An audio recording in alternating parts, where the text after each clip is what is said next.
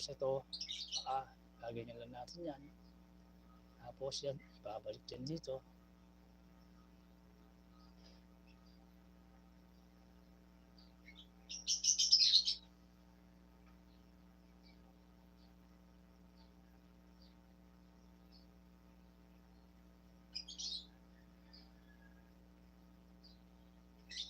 Puntayin natin ng ganun para mas maganda yan.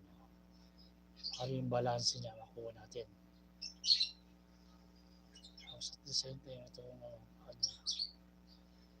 thruster. Yun. Pwede natin diretso. Depende po. Para yan. Para magdiretso ng ganyan. Ganyan po siya. Or marami mo ano yan. Pwedeng yan. Ganun natin to para medyo maganda ang magandang posisyon ng kanyang yun.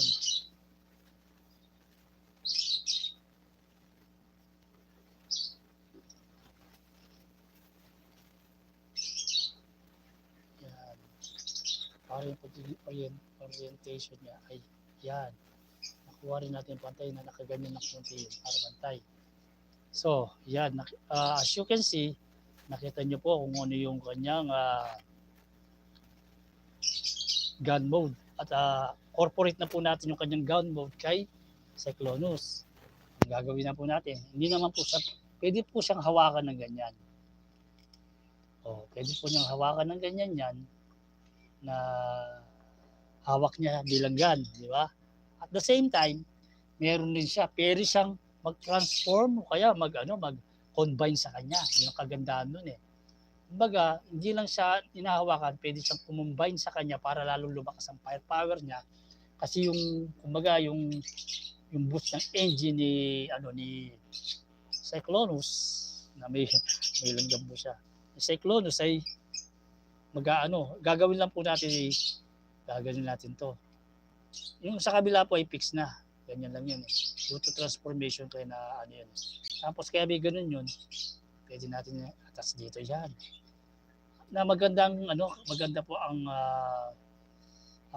labas niya kasi parang na attach siya sa katawan niya. Yan no? Nakita niyo po, parang yung kanyang mismong hand ay nag-turn into a cannon. Di ba? Kaya napakaganda po niyan. Tapos papakita ko po sa inyo ang kanyang articulation. Ang kanyang ulo ay naro-rotate natin ng 360. So ang kanyang ng ganyan lang. Yan pwede. Yan. Pero pwede mong ganito, iwas mo, pwede mong ng 360. Basta't nasa lang yung wings niya. Makikita mo po ang likod niya na napakaganda ang ang pagka-orient ng likod niya na